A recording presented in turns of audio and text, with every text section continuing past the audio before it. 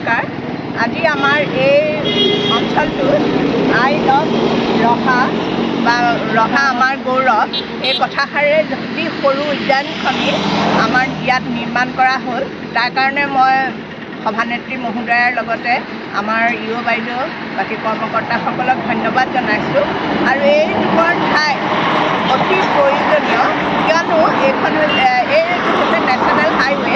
এই হাইৱেটিৰ কাষেদিয়ে আমাৰ ৰহা নগৰলৈ ভিতৰৰ অঞ্চললৈ এটা গুৰুত্বপূৰ্ণ পথ হৈছে ৰহা চাপৰমুখলৈকে।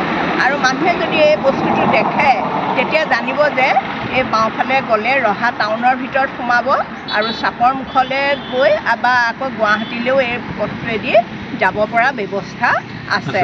সেয়েহে এই পথ সৰু উদ্যানখন আজি ইয়াত হোৱাৰ কাৰণে সকলোৰে সুবিধা হ'ব। আৰু ইয়াৰ কাৰণে মই যিজন আমাৰ ঠিকাদাৰে কামটো কৰি দিছিলে তেখেত শ্ৰীযুত হেমেন দাস, তেখেতকো ধন্যবাদ জনাইছোঁ।